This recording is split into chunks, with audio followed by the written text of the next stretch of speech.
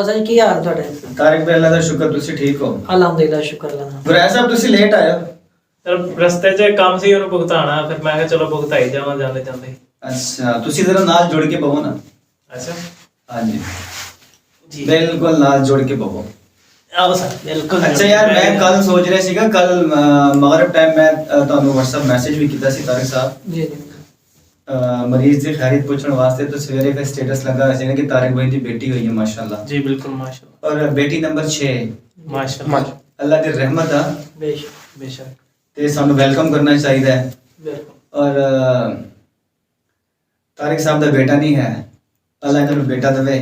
इंशाल्लाह लेकिन ਜਿਹੜੀਆਂ ਬੇਟੀਆਂ ਨੇ ਨਾ ਇਹ ਜੰਨਤ ਦਾ ਸਬਬ ਬਣਦੀਆਂ ਨੇ। बेशक ਤੇ ਮੇਰੀ ਇੱਕ ख्वाहिश ਸੀ ਕਿ ਕੱਲ ਦੀ मैं आज तारिक साहब तो मिले भी मैं एक दो बारी लेकिन मैं इजहार नहीं किया, लेकिन मेरी यह ख्वाहिश है कि तारिक साहब ने इस गल की ट्रीट दी जाए ਤੇ ਜਿਹੜਾ ਬੱਚਾ ਇਸ ਦੁਨੀਆ 'ਚ ਆਇਆ ਹੈ ਉਹਨਾਂ ਵਾਸਤੇ ਸਪੈਸ਼ਲ ਕੋਈ ਗਿਫਟ ਵਗੈरह ਲੈ ਕੇ ਦਿੱਤਾ ਜਾਵੇ बिल्कुल ताकि ਜਿਹੜਾ ਮਹਿਮਾਨ ਆਇਆ ਨਾ ਜਿਹੜੀ ਇੱਕ ਮਾयूसी ਛਾਈ ਹੋਈ ਹੈ ਅੱਲਾ ਨਾ ਕਰੇ ਕਿ ਛਾਈ ਹੋਈ ਹੋਵੇ, वैसे मेरा दिल कह रहा है कि वो मायूसी खत्म कर देती जाए जी बिल्कुल ਤੇ ਉਹ ਸਪੈਸ਼ਲੀ ਪ੍ਰੋਗਰਾਮ ਬਣਾਵਾਂਗੇ ਤਾਰਿਕ ਸਾਹਿਬ ਦੇ ਦਰਵਾਜ਼ੇ ਤੇ ਜਾਵਾਂਗੇ जी बिल्कुल ਤੇ ਇਨਸ਼ਾਅੱਲਾ ਅਸੀਂ ਉਹ ਜਿਹੜੀ ਵੀਡੀਓ ਹੈ ਅਸੀਂ ਉਸ ਵੀਡੀਓ ਨੂੰ ਵੀ ਚੈਨਲ ਤੇ ਸ਼ੇਅਰ ਕਰਾਂਗੇ जी ਕਿ ਅਸੀਂ ਬੇਟੀਆਂ ਦੇ ਆਉਣ ਤੇ ਖੁਸ਼ ਹੁੰਦੇ ਹਾਂ, ਅਸੀਂ ਖਫਾ नहीं होता ਕਿਉਂਕਿ ਇਸਲਾਮ ਦੀ ਬੁਨਿਆਦ ਜਦੋਂ ਇਸਲਾਮ ਆਇਆ ਸੀ ਉਸ ਟਾਈਮ ਜਹਾਲਤ ਦੇ ਦੌਰ ਵਿੱਚ ਬੇਟੀਆਂ ਨੂੰ ਜ਼ਿੰਦਾ ਦਫਨ ਕੀਤਾ ਜਾਂਦਾ ਸੀਗਾ।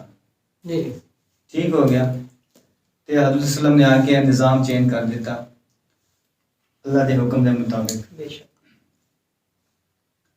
और तारिक साहब दसो तुसी आजकल की चल रहा है, कोई नवी ਅੱਜ तारीख ਕੱਲ है? ਸੋਸ਼ਲ ਮੀਡੀਆ ਤੇ ਇੱਕ ਖਬਰ ਚੱਲ ਰਹੀ ਹੈ अच्छा ਕਿ ਫਾਰਮ ਡੀ ਕੇ ਜਿਹੜਾ ਸਿਲੇਬਸ ਹੈ ਨਾ ਉਹਦੇ ਮੁਤਲਕ ਖਬਰਾਂ ਹੈ ਕਿ ਵੀ ਉੱਚ ਇੰਗਲਿਸ਼ ਰਿਆਜ਼ੀ ਮੁਤਾਲਿਆ ਪਾਕਿਸਤਾਨ ਸਾਰੇ ਮਜ਼ਾਮੀਨ ਜਿਹੜੇ ਗੈਰ ਜ਼ਰੂਰੀ ਪੜਾਏ ਜਾਂਦੇ ਨੇ।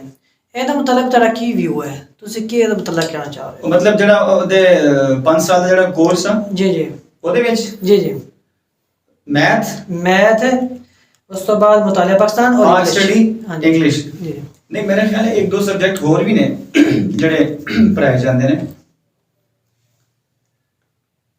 तारिक साहब मैं उर्दू में बात कर लेता हूँ ताकि जी, हमारे जी, जितने जी। भी व्यूअर्स हैं, जी जी हमारी कौमी जबान भी है ये, हाँ बिल्कुल उनको इजीली समझ आ जाएगा। सभी को इजीली समझ आ जाएगी। तो मैं आपको एक बात बताऊं, ये जो सिलेबस की बातें की जा रही है ना ये किसी हद तक ठीक है कि ऐसे सिलेबस को इन किया जाए कि उससे फायदा ज्यादा हो। अब जितना टाइम हम लोग इंग्लिश पढ़ने पे या पाक स्टडी को टाइम देते हैं, अगर उसमें पैथोलॉजी का इजाफा कर दिया जाए, और भी बहुत सारे सब्जेक्ट हैं बिल्कुल जिनको ज्यादा पढ़ाना चाहिए, तो ये सही डिमांड है। अगर कोई कर रहा है तो ये जबरदस्त डिमांड है।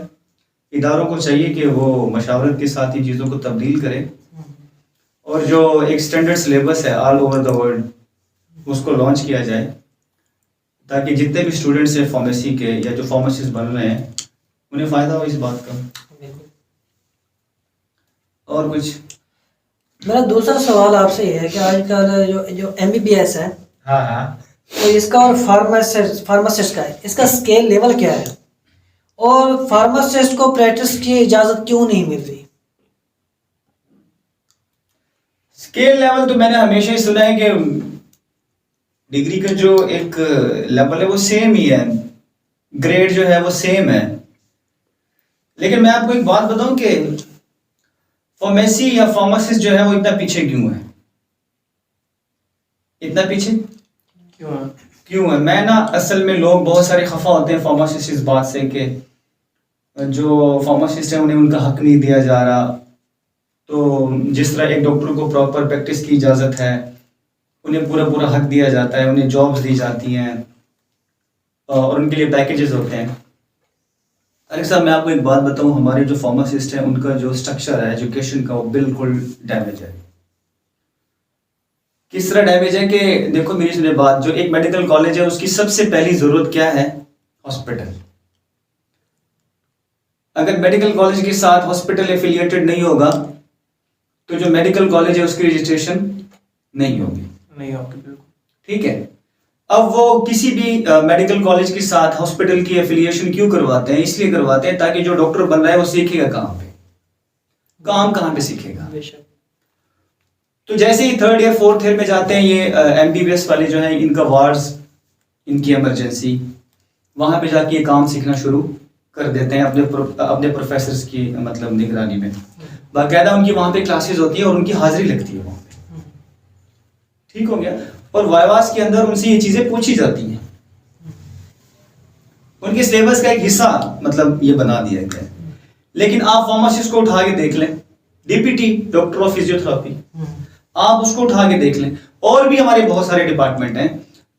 चलो होम्योपैथिक में मैं इसलिए बात नहीं करूंगा कि वो एक अलग शोबा है, उसका जो एक क्राइटेरिया है लोगों को ट्रीट करने का या उनका जो एक एजुकेशन लेवल है वो मेरी समझ में शायद उस तरह नहीं है जिस तरह कोई होम्योपैथिक वाला इस पे बात कर सकते हैं। तो इंशाल्लाह उस पर भी हम लोगों को बुलाएंगे, उसमें हम बात जरूर करेंगे, होम्योपैथिक वालों को भी हम बुलाएंगे इंशाल्लाह, इस पे हम एक नया टॉपिक जरूर रखेंगे। तो उसमें यह है कि देख लें आप, कोई भी यूनिवर्सिटी कोई भी कॉलेज जो फार्मेसी करवा रहा है उसके साथ कोई भी हॉस्पिटल एफिलिएटेड नहीं है, उसके साथ कोई भी इंडस्ट्री एफिलिएटेड नहीं है। एमबीबीएस 5 साल जब पढ़ता है तो जैसे ही 5 साल के बाद फ्री होता है वो हाउस जॉब करता है। अच्छा मजे की बात है कि उसकी हाउस जॉब पेड होती है, उसको पैसे मिलते हैं। जो 4-5 साल उसने इन्वेस्टमेंट की होती है अपने ऊपर वो उसको 1.5 साल में रिटर्न हो जाती है, मैक्सिमम रिटर्न हो जाती है। लेकिन जो फार्मासिस्ट होता है उसका कोई भी वार्ड नहीं है, उसका इंडस्ट्री का टूर नहीं है। तो जब कोई भी हमारा कॉलेज या यूनिवर्सिटी जो फार्मेसी करवा रहा है या फार्मासिस्ट बना रहा है, जब उनके साथ कोई कॉलेज कोई इंडस्ट्री ही एफिलिएटेड नहीं होगी तो वो प्रैक्टिकल वर्क कहाँ पे करवाएंगे मेरे भाई। तो सबसे पहले हमें अपने स्ट्रक्चर पे बात करनी होगी कि जो फार्मासिस्ट है उसकी बुनियाद बहुत कमजोर है, उसका वार्ड नहीं है। डॉक्टर जब जाता है ना अपने वार्ड में वो नई से नई मतलब जो है ना जदीद से जदीद चीजें सीख के आता है। डेली वो एक बीमारी तो लाजमी सीख के आता है, उस बीमारी के खिलाफ किस तरह की मेडिसिन इस्तेमाल करनी है वो भी वो लाजमी सीख के आता है। फिर आफ्टर इफेक्ट्स क्या आएंगे दवाई देने के बाद कि वो रिकवरी की तरफ जा रहा है या ठीक नहीं हो रहा, वो ये भी सीख के आता है। फार्मासिस्ट क्या सीखता है? जो एनर्जी हम स्कोप या जो एनर्जी हम जो है वो स्केल्स पे या जो एनर्जी हम जो है सिलेबस पे लगा रहे हैं और इधर उधर की फजूलियात पे हम लगा रहे हैं, तो फार्मासिस्ट को चाहिए कि वो सबसे पहले अपनी ऑर्गेनाइजेशन को स्ट्रांग करे। अगर फार्मासिस्ट की ऑर्गेनाइजेशन उसके जो एजुकेशन सेक्टर है वो स्ट्रांग नहीं होंगे, वो अपने साथ हॉस्पिटल्स को एफिलिएट नहीं करेंगे, तो कभी भी एक प्रैक्टिकल वर्क जो होगा वो फार्मासिस्ट का अच्छा नहीं होगा। मैं गारंटी से कहता हूँ फार्मासिस्ट भाइयों से माजरत के साथ कि एक फ्रेश एमबीबीएस जो हाउस जॉब करके अभी रिसेंटली फ्री हुआ है और एक ऐसा फार्मासिस्ट जो 20 साल से मार्केट में या प्रैक्टिकल में इन है, वो उसके साथ डिजीज पर डिस्कस नहीं कर सकता। 110% फेलियर होगा, 110% फार्मासिस्ट का फेलियर होगा। इसलिए फेलियर होगा क्योंकि उसकी जो है उसके वार्ड ही नहीं है भाई, वो डिजीज को मरीजों के साथ कांटेक्ट ही नहीं है उसका। जब तक फार्मासिस्ट का डायरेक्टली पेशेंट के साथ कांटेक्ट नहीं होगा। देखो ये जो एमबीबीएस और फार्मासिस्ट का जो एक डिग्री है ना, ये म्यूचुअल कोऑर्डिनेशन के साथ चलती है। क्योंकि मैंने अक्सर यही सुना है और पढ़ा भी है कि जो डॉक्टर होता है वो फार्मासिस्ट का मोहताज है और जो फार्मासिस्ट है वो डॉक्टर का मोहताज है। क्योंकि जो डायग्नोज है वो डॉक्टर ने करना है और उस डायग्नोज पे प्रेस्क्रिप्शन और डोज की जो एडजस्टमेंट है वो किसने करनी है? फार्मासिस्ट ने करनी है। तो जब ये दोनों आपस में मिलकर काम नहीं करेंगे तो ये किस तरह मसले का हल निकालेंगे? इसलिए मैं ये कहूंगा अपने फार्मासिस्ट कम्युनिटी से, अपने दोस्तों से कि वो इस चीज पे फोकस करें कि वो अपने हॉस्पिटल्स लेकर आए और अपनी इंडस्ट्री को एफिलिएट करें अपनी ऑर्गेनाइजेशंस के साथ जो मतलब एजुकेशन दे रही है फार्मेसी की। अगर वो ये नहीं कर सकते तो ये जितना भी इन्होंने रोना धोना है सर गुरैया साहब, ये रोते रहे। तारिक साहब कभी भी फार्मासिस्ट ऊपर नहीं आ सकता जब तक। अच्छा एक मेरी बात सुनिए, 5 साल पढ़ने के बाद एक डॉक्टर जो है वो हाउस जॉब करके पेड हाउस जॉब करता है।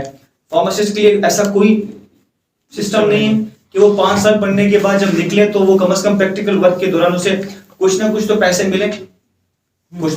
मिले, सर नर्सिंग का वजीफा है। जी बिल्कुल है, नर्सिंग का वजीफा है। अगर आप नर्सिंग का कोर्स करते हैं तो वो आपको पैसे भी साथ में देते हैं, गवर्नमेंट आपको पेमेंट भी करती है उसकी, और फर्स्ट ईयर से पहले मंथ से शुरू हो जाता है, और पहले मंथ से शुरू हो जाता है। लेकिन जो एक फार्मासिस्ट जो 5 साल का कोर्स है, इतना बड़ा फील्ड है उसका, इतना बड़ा एक रैंक है उसका, जिसके लिए जो है वो एजुकेशन लेता है, उसका ना प्राइवेट में कोई उसका कोई स्कोप है, ना ही गवर्नमेंट के जो सेक्टर्स हैं वहां पे किसको? स्कोप्स हैं। तो तारिक भाई मेरे ख्याल से कि हो सकता है मैंने कोई बात इधर उधर कर दी हो, मजीद आप करें इस पे बात पूछें। अच्छा, एक और बात मैं पूछना चाह रहा हूँ कि जो इसका फार्मासिस्ट का स्कोप है जो पाकिस्तान में, वो क्या है? स्कोप लेवल क्या है इसका? असल में यार जो स्कोप होता है ना आपकी डिग्री का, वो ये नहीं होता कि आपको जॉब मिल गई है और आप जो है ना तनख्वाह लेना आपने शुरू कर दी। स्कोप पे मैंने अभी थोड़ी देर पहले भी बात की है थोड़ी सी। अब हमारे एक ऐसा शख्स, एक फार्मासिस्ट जो है वो किसी भी गवर्नमेंट हॉस्पिटल के अंदर जो एज अ फार्मासिस्ट भर्ती होता है, उसका काम क्या है पता है? उसका काम क्या है? उसका काम यह है कि वो मेडिसिन को मैनेज करेगा। किस तरह मैनेज करेगा कि सेल और परचेज जो है, वो जो परचेज है तो सेल नहीं कर सकते क्योंकि गवर्नमेंट हॉस्पिटल में मेडिसिन सेल नहीं होती, वो फ्री में मिलती है। लेकिन जो वो परचेज करेगा, स्टॉक को मेंटेन करेगा, कौन कौन सा फार्मूला उसने हायर करना है हॉस्पिटल के अंदर, ठीक है, अच्छा, उसको हमने इस चीज पे लगाया हुआ है। दूसरी बात यह है कि वो सारा दिन जो कॉटन्स होते हैं उसके पास मेडिसिन के इधर रखवा दो, उधर रखवा दो, टेम्परेचर मेंटेन कर लो, ये कर लो, वो कर लो। फिर वो एक लिस्ट बनाता है, लिस्ट बना के वो डॉक्टर्स को देता है कि भाई आपने सारे दिन में ये फार्मूलाज लिखने हैं, इनके अलावा आप जो लिखेंगे वो मरीज बाहर से लेगा, ठीक है। ओ भाई, आप खुद डॉक्टर को प्रमोट कर रहे हैं, आप खुद एमबीबीएस को प्रमोट कर रहे हैं फार्मासिस्ट होके, कि आप उसको लिस्ट बना के देते हैं कि मेरे भाई आपने ये मेडिसिन लिखनी है, मतलब आपने लिखनी है, मैं नहीं लिख सकता, ठीक है। और आप लिख भी नहीं सकते, मैं गारंटी से कहता हूं नहीं लिख सकते। क्यों नहीं लिख सकते? क्योंकि उनका उस लेवल पे एक्सपोयर नहीं है मेरे भाई, प्रैक्टिकल वर्क नहीं है उनका। और पैथोलॉजी बहुत कम पढ़ाई जाती है फार्मेसी में। हाँ, फार्माकोलॉजी फिर भी कुछ बेहतर पढ़ाई जाती है, इंडस्ट्री अच्छी पढ़ाई जाती है, फार्मास्यूटिक्स अच्छी पढ़ाई जाती है, ठीक है। इंडस्ट्री की तरफ जो है वो खिंचाव ज्यादा है। चलो यार, मान लिया कि इंडस्ट्री की तरफ खिंचाव रखा जा रहा है, लेकिन फिर आप अपने जो यूनिवर्सिटीज हैं उनके साथ किसी एक इंडस्ट्री को तो आप एफिलिएट करें। जी बिल्कुल होना चाहिए। तो ये लाजम और मलजूम कर देना चाहिए किसी भी कॉलेज और यूनिवर्सिटी के लिए जो फार्मासिस्ट को प्रोड्यूस कर रही है कि वो अपने साथ एक कॉलेज एक हॉस्पिटल और एक इंडस्ट्री को एफिलिएट करेगी तो हम उनकी रजिस्ट्रेशन करेंगे, अदरवाइज हम उनकी रजिस्ट्रेशन कैंसिल कर देंगे। मैं देखता हूं कि फार्मासिस्ट का स्कोप कैसे नहीं बढ़ता, क्योंकि नॉलेज इज पावर है। बातों से मसले हल नहीं होते। किसी भी एमबीबीएस के साथ फार्मासिस्ट उस लेवल पर डिजीज पे डिस्कस कर ही नहीं सकता, क्योंकि यार ये फार्मासिस्ट का कसूर नहीं है, ये हमारे जितने भी यूनिवर्सिटी और कॉलेजेस है, क्योंकि उन्होंने हॉस्पिटल्स में काम ही नहीं करवाया। 5 सालों में तारिक साहब एक आधा विजिट करवाया जाता है, वो भी स्टूडेंट बेचारे अपनी जेब से पेमेंट करते हैं, वो पार्ट ऑफ एंटरटेनमेंट होता है, कोई इंफॉर्मेशन इकट्ठी करने की या कुछ सीखने का सबब नहीं होता। जाते हैं, घूम फिर के, खा पी के वापस आ जाते हैं। अच्छा सर, ये मुझे बताएं, आपने इतनी डिस्कस किया है, आपने सिलेबस के बारे में बताया, एमबीएस फार्मासिस्ट के बारे में, प्रैक्टिस के बारे में बताया, फार्मासिस्ट का स्कोप बताया, लेकिन इन चीज़ों का हल क्या है? हल भी तो होना चाहिए ना कोई। क्या हल है इनका? मुझे हम ये भी बताएं। असल में यार हल मैं समझता हूं कि लॉ एंड ऑर्डर है। जो कानून बनाया जाए फिर उस पर अमल किया जाए। कोई कानून बनाया जाता है, उस पर अमल किया जाए। जी बिल्कुल। तो कोई भी जो है वो, फर्ज करो कि एक डॉक्टर है, उसका जो एक लेवल है वो अपने दायरे में काम करे, जो फार्मासिस्ट है वो अपने दायरे में काम करे, लेकिन पहले अपना कैलिबर उस हद तक लेकर है। पहले अपना नॉलेज, जो मैंने एजुकेशन की बात की है कि अपने वार्ड्स, अपनी प्रैक्टिस कहने का मेरा मकसद ये है कि जिस तरह एक डॉक्टर जो है वो हाउस जॉब करके उसके पास चीज़ों की कमांड होती है ना, तो जो फार्मासिस्ट होता है वो भी जब 5 साल बाद 7 साल बाद किसी भी इंस्टीट्यूट से निकले तो अपनी चीज़ों पे उसे कमांड हो, अबूर हो। ठीक हो गया। और जो मैंने ये बात की है कि जिस तरह MBBS वाले जो है वो हाउस जॉब करते हैं, पेड उनको पैसे मिलते हैं, सेम इसी तरह जो फार्मासिस्ट है उनका भी एक इस तरह का सिस्टम होना चाहिए कि उन्हें पैसे मिले इस चीज़ के, और वो 1.5 साल जो है वो इंडस्ट्री में जाना चाहे वो इंडस्ट्री में जाए, जो हॉस्पिटल में आना चाहे वो हॉस्पिटल में। इसके अलावा भी मार्केटिंग हो गया, बहुत सारे शोबा जाते हैं जो फार्मासिस्ट के पास हैं, तो वो बखूबी सर अंजाम दे सकते हैं। तो सर लॉ एंड ऑर्डर के बगैर कुछ भी नहीं हो सकता। इम्प्लीमेंटेशन जब तक, कानून तो बने हुए हैं, अभी भी बहुत सारे बने हुए हैं, जब उनका इम्प्लीमेंट ही नहीं होगा तो क्या कर सकते हैं। ये तो है, कानून का इम्प्लीमेंट होना जरूरी। लेकिन ये करवाएगा कौन है, इम्प्लीमेंट करवाएगा कौन? सर ये कौन करवाएगा, ये तो वक्त जो हुकूमत है उनका काम है। लेकिन अवेयरनेस देने के लिए जो हमारे सीनियर फार्मासिस्ट हैं जो 40-40 साल से मार्केट के अंदर मौजूद हैं, और स्पेशली जितने भी हमारी जो यूनिवर्सिटीज़ हैं, जो कॉलेजेस हैं, उनके जो बड़े बड़े प्रोफेसर्स हैं, वो अपने इदारों को इस तरफ लेकर आए कि प्रैक्टिकल वर्क जो है वो अपने फार्मासिस्ट का अच्छा होना चाहिए। इसके लिए काम सीनियर लोग ही कर सकते हैं, सीनियर लोग कर सकते हैं। उनको पता है कि उन्होंने कहाँ पे जाके, उनको अपनी डोमेन का पता है कि हमने कहाँ से जाके काम निकलवाना है। ठीक हो गया। लेकिन अल्हम्दुलिल्लाह अभी बहुत सारी तब्दीली आई है कि फार्मासिस्ट बड़ा हाईलाइट हो गया। पहले तो पता नहीं चलता था कि भाई किसी को कहते थे ना कि मैं फार्मासिस्ट हूँ, वो क्या होता है। मैंने फार्मेसी की है, फार्मेसी वो जो स्टोरों पे काम करता है, मेडिकल स्टोर वाला, वो जो स्टोर पे पर्चियाँ बढ़ के दवाइयाँ देता है, पहले तो इस तरह की बातें होती। अभी कुछ ना कुछ अवेयरनेस आ चुकी है। अब दूसरी बात, एक सवाल आपसे पूछना चाहूँगा मैं, तो एक हॉस्पिटल में ना सिर्फ एक मतलब कि THQ लेवल तक सिर्फ फार्मासिस्ट हमारे मुल्क में भर्ती किए जाते हैं। एक, हाँ, वो भी एक सिर्फ। उसके बाद ना तो RIC में भर्ती किए जाते हैं और ना उससे नीचे BHU लेवल में भर्ती किए जाते हैं।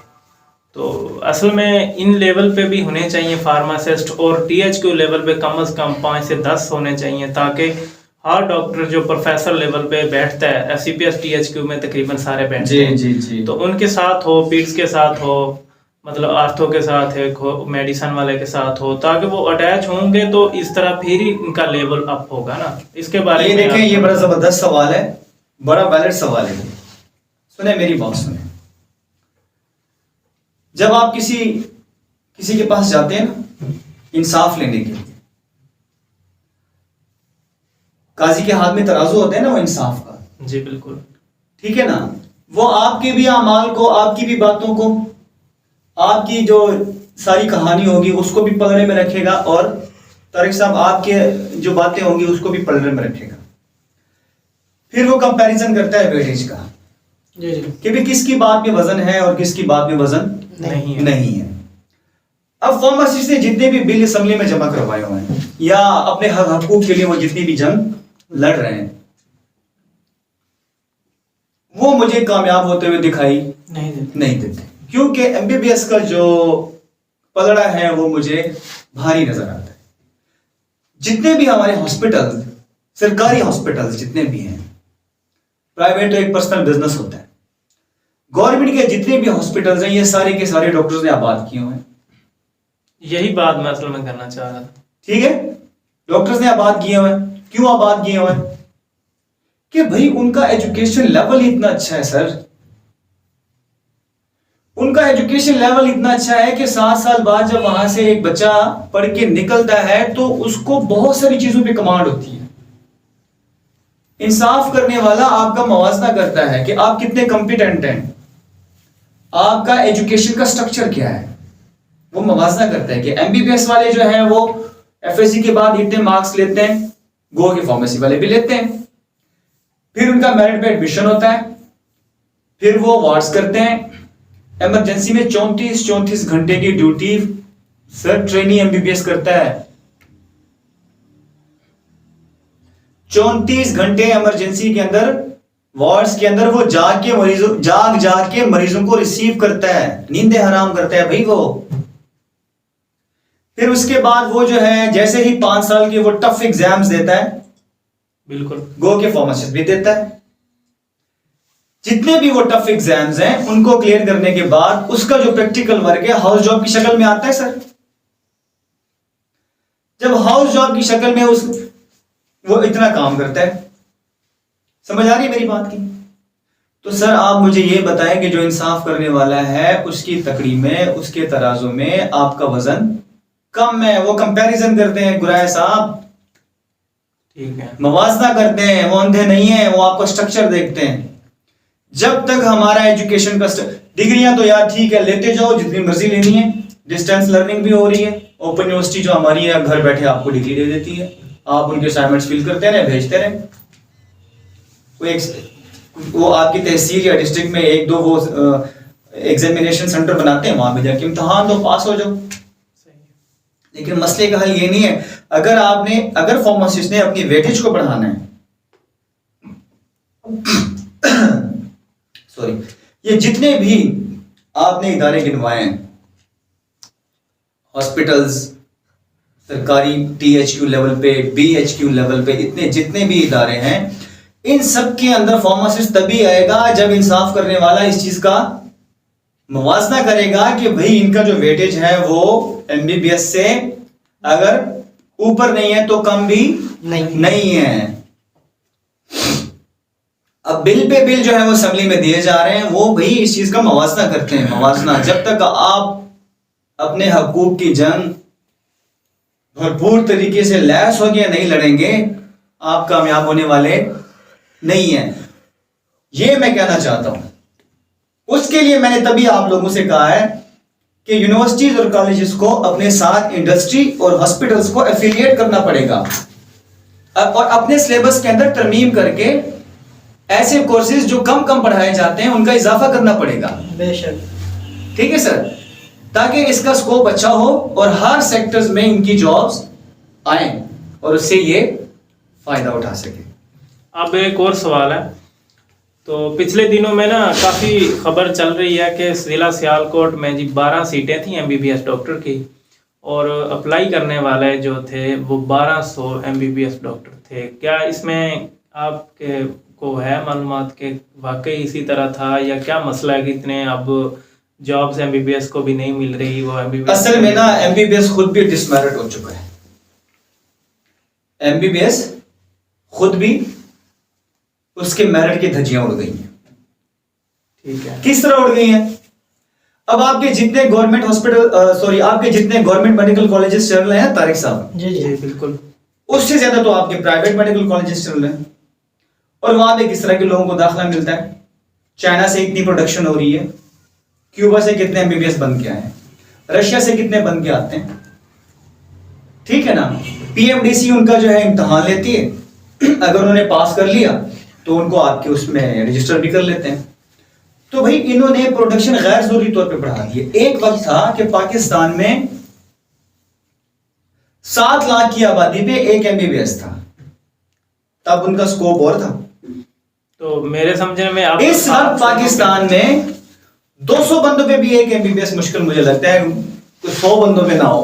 मैं तो कहता हूँ 10-15 बंदे पे होगा जो रूटीन चल रही है हमारी गली में। जी, हमारी गली में जब मैं इधर उधर घूम के देखता हूँ ना भाई, 6 से 7 MBBS है, जिसमें से 2 से 3 लड़कियां और 3 से 4 मर्द हजरात। तो वो वक्त आने वाला नहीं है जब MBBS का हॉस्पिटल भी बंजर हो जाएगा, और होने वाले हैं, हो रहे हैं। उसकी वजह यह है कि उन्होंने डिसमेरिट ऐसे लोगों को प्रमोट करना शुरू कर दिया MBBS में जो उस लेवल के नहीं है, जिनको सही से ट्रीट भी नहीं करना आता, जिनको सही से पढ़ना लिखना नहीं आता। पढ़ना लिखने का मकसद ये है कि वो MBBS की किताबें ठीक से पढ़ नहीं सकते।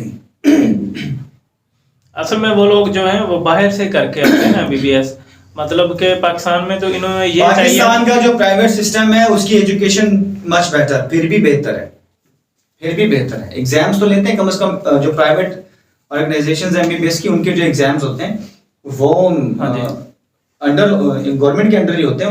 उनकी चेकिंग, उनके वाइवास, ये वो बड़ा सिस्टम होता है उनका। आप करें बात रशिया और चाइना की, आप बात कर रहे हैं। हाँ, तो वहाँ पे इन्होंने जब भेजना होता है स्टूडेंट्स को, तो ये भी तो गवर्नमेंट के अंडर होता है ना सिस्टम।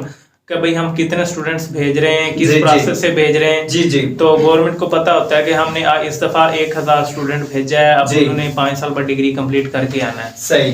ठीक है, अब ये तो गवर्नमेंट को चाहिए कि हमें इतनी प्रोडक्शन ज़रूरत है, हम उस लेवल पे इतने मतलब के एडमिशन चलाएं ताकि मतलब कि जो लोग बाहर जा सकें, पाकिस्तान के प्राइवेट कॉलेजेस में करें या गवर्नमेंट कॉलेजेस में करें, कि इतनी लिमिट होनी चाहिए कि इतनी लिमिट में ही मतलब कि MBBS को किया जाए। असल में गुराया साहब, प्रोडक्शन पे एतराज नहीं होना चाहिए, अगर क्वालिटी प्रोडक्शन है तो होनी चाहिए।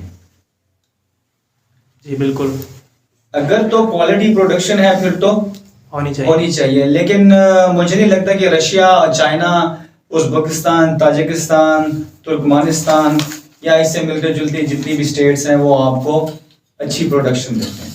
अब वो आपको क्वालिटी प्रोडक्शन नहीं देते। क्वालिटी प्रोडक्शन MBBS की जो है वो स्टिल इन पाकिस्तान में ही है। अब यहाँ पे एक सवाल और बनता है जी। सवाल ये बनता है कि जो लोग मतलब कि चाइना में, मुझे चाइना का थोड़ा ज़्यादा इल्म है क्योंकि बाकी मुल्क का मुझे नहीं पता जी। तो कुछ दोस्त हैं जो जानने वाले हैं जिन्होंने MBBS चाइना में किया है। अच्छा। तो अब वो उनसे मैंने जो बातें पूछी, उनसे जो सवालों में से जो मुझे बातें मिली वो ये थी कि चाइना में जब यहाँ से पाकिस्तानी एक तालब इलम वहाँ पे 5 साल की डिग्री कंप्लीट करता है, अच्छा। तो वो अपने हॉस्पिटल में उनको हाउस जॉब नहीं करने देते और हर साल बाद उनको हाउस जॉब लेटर दे देते हैं। कहते हैं जी अपने पाकिस्तान में जाओ, जाके हाउस जॉब कंप्लीट करो और अपना वर्क करो। देखो ये है उनकी पॉलिसी कि वो इन्वेस्टमेंट अपॉर्चुनिटी अपने लोगों को देना चाहते हैं, ठीक है, लेकिन उन्होंने पैसे आपसे कमा लिए हैं। सवाल है यहाँ पे एक और, या तो फिर वो ये चाहते हैं कि इनको पास नॉलेज इतना ज्यादा नहीं है कि कहीं ये हमारा हॉस्पिटल लेवल का कहीं कम ना हो जाए। असल में गुराया साहब सबसे मेन मसला लैंग्वेज बैरियर का होता है। अच्छा देखिए मेरी सुने बात, हम पाकिस्तान में रह के हमारे बहुत से ऐसे भाई हैं जिनको ठीक से उर्दू भी नहीं आती। हाँ बिल्कुल। लेकिन वो जो अपनी मदर लैंग्वेज में बात कर रहे होते हैं वो हमें समझ नहीं आ रही होती। एक मुल्क है। हाँ बिल्कुल। तो भाई जो लोग यहाँ से वहां जाते हैं वो किस तरह रह लेते हैं? उनका तो सबसे मसला जबान का है। 5 साल बाद जाके उन्हें उनकी थोड़ी बहुत जबान समझ आती होगी। और मैंने तो अक्सर ये सुना है कि वो अपनी एजुकेशन को जो प्रमोट कर रहे हैं उन्होंने अपनी जबान में किताबें कन्वर्ट की। ठीक। उनका मकसद इंग्लिश को प्रमोट करना नहीं है। उनका मकसद सिर्फ और सिर्फ जो है अपनी आवाम को एजुकेट करना है, पढ़ाना है। अब इल्म हासिल करने के लिए जो है वो उनको उसको आसान लफ्जों में कन्वर्ट करते हैं। ठीक है। हमारे यहाँ जो है एजुकेशन जो है वो टोटल हमारा एग्जाम सिस्टम इवन के ब्रिटिश सिस्टम है, तो हमारा अपना कोई वो नहीं है, क्राइटेरिया नहीं है। और कुछ बस सर, थैंक यू आज सर। की वीडियो को हम यहीं पे इख्तिताम करते हैं। तो नेक्स्ट इंशाल्लाह हम अच्छी मालूमात लेके आएंगे लोगों के लिए, बिल्कुल देखेंगे और उनके लिए फायदेमंद होगी। और ये वीडियो भी हमारे दोस्त जो हैं वो देखें, अगर नए हैं तो सब्सक्राइब करें, सब्सक्राइब के साथ बेल आइकन बटन लाजमी दबाएं। बहुत शुक्रिया, जो बात मैंने करनी थी वो आपने कर दी है। लेकिन सर मैं एक बात बता दूं आपको कि जो मालूमाती वीडियो जो होती है या जो मालूमात हम लोगों के साथ शेयर करते हैं उसमें कोशिश करनी चाहिए कि पूरी सी पूरी जो बात है उसको सुना जाए, फिर उसके अंदर अपनी सजेशन, अपनी राय भी दी जाए।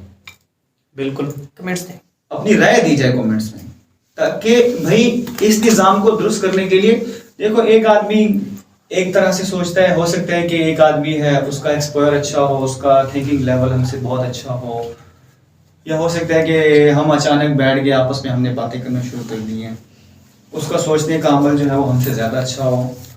तो मैं अपने व्यूअर से ये ज़रूर कहूँगा कि आप हमें अपनी राय से भी आगाह करें। ठीक है।